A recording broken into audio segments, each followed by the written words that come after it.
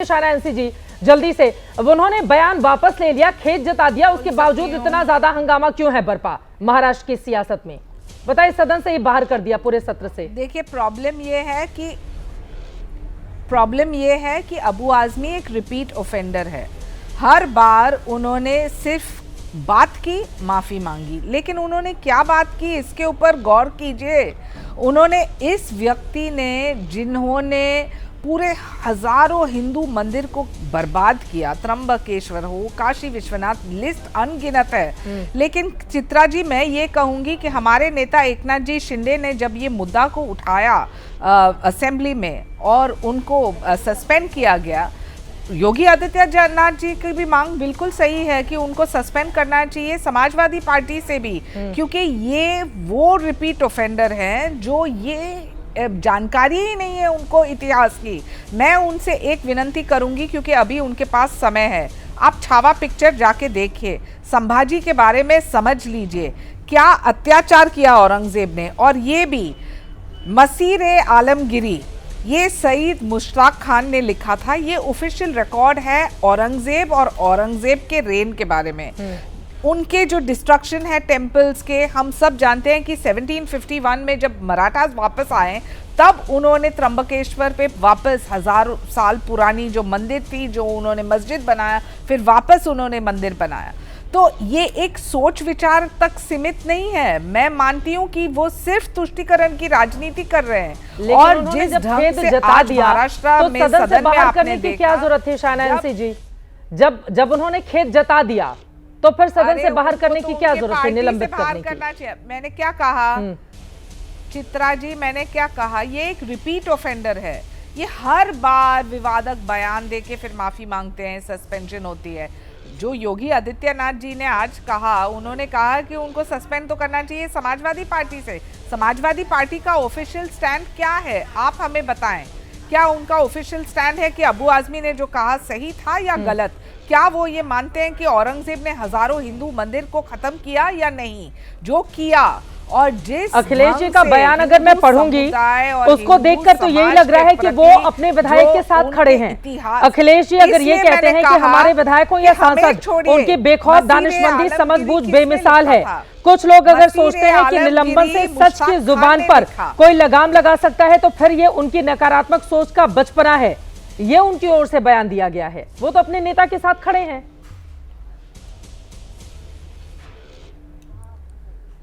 देखिए चित्रा जी, समझ लीजिए कि इतिहास एक रूप से, एक दृष्टि से आप देख रहे हैं, तो ये तो आप मानेंगे कि जब एक मसीर आलमगिरी, जो सैयद मुश्ताक खान ने स्वयं लिखा, जो एक ऑफिशियल रिकॉर्ड था औरंगजेब के बारे में, ये तो इतिहास में कोई खिलवाड़ नहीं हो सकता है। ये उन्होंने ही लिखा ना। और उन्होंने क्या लिखा है इसमें? लिखा कितने मंदिरों को खत्म किया, लिखा कि क्या किया संभाजी के साथ, क्या किया इतिहास में उनके ओन परिवार के साथ, कैसे टैक्स लगाया हिंदुओं के ऊपर। तो ये तो स्पष्ट है।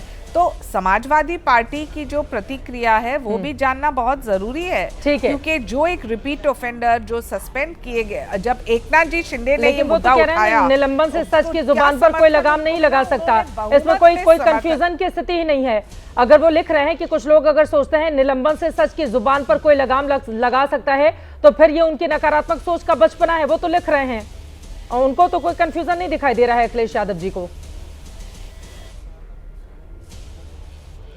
अखिलेश यादव और अबू आजमी और समाजवादी पार्टी ने सिर्फ तुष्टीकरण की राजनीति तो की है। इसलिए मैं बोल रही हूँ, जब उनको सस्पेंड किया और उनके पास समय है तो पढ़िए थोड़े किताब, हम भेजे उनको थोड़े किताब, और हमारे किताब से वो प्रभावित नहीं है तो वो मजीर आलम के किताब भी देखें, आलमगिरी की किताब, तब उनको पता चलेगा कि इतिहास था क्या। अब मैं हाजी खैरुद्दीन रंगरेज जी के पास जाती हूँ, फिर बाकी मेहमानों के पास जाऊंगी। रंगरेज साहब, आप बताइए, औरंगजेब इस देश का नायक नहीं हो सकता और ये बात हर किसी को समझनी होगी।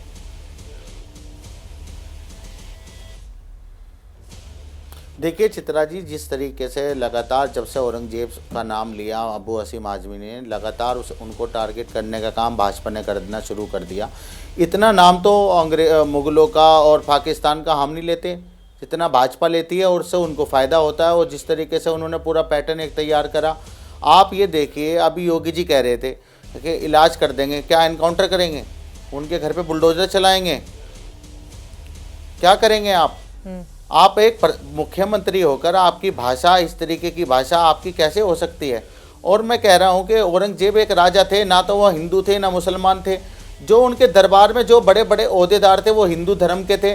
क्या औरंगजेब, अगर औरंगजेब को आप गलत कह रहे हैं और गलत ठहरा रहे हैं, तो उनके शासनकाल में बहुत सारे मंदिर भी बनाए गए, उनको भी गलत बताइए फिर। उनको तो आप जब आपकी जबान जो है वो खामोश हो जाएगी। मगर एक मुसलमान ने अगर ये बात कह दी या उन्होंने इस तरीके की बात कर दी, तो सारे लोग उनको जो है गिद्ध की तरह उनकी तरफ देखने लगे कि उनको किसी तरीके से उनकी सदस्यता ख़त्म करने की बात कर रहे हैं, उनको बाहर निकालने की बात कर रहे हैं। तो ये हमारा देश संविधान से चलता है, और हम कह रहे हैं कि मुगलों की बात होनी नहीं चाहिए। बात आज के बात होनी चाहिए, जहाँ महंगाई इतनी है, बेरोजगारी इतनी है, जो भाजपा जो वादे तो कर आपको समझा देना चाहिए, क्यों लेकर आए वो औरंगजेब को? दिल्ली में, केंद्र में लाना नहीं चाहिए था ना, फिर लेकर तो वही आए। देखिए उनसे,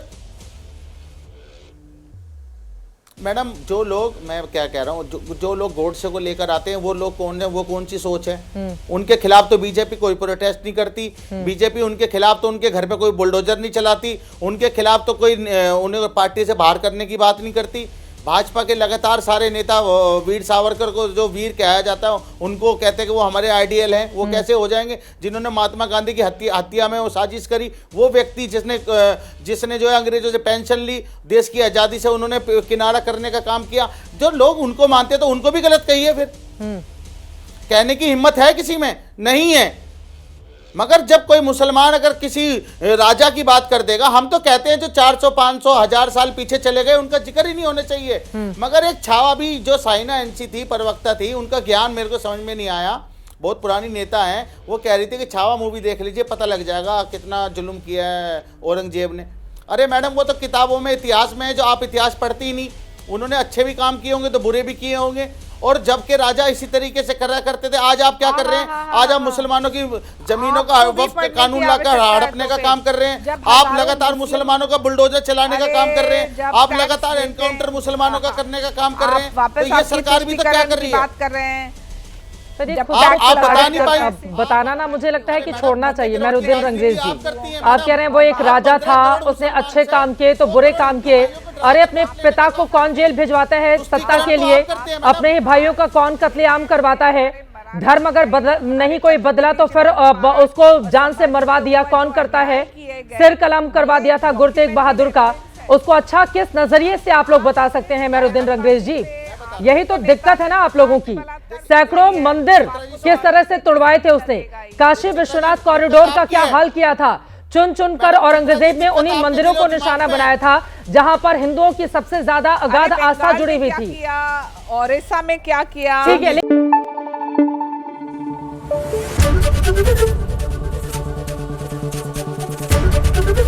एबीपी न्यूज आपको रखे आगे।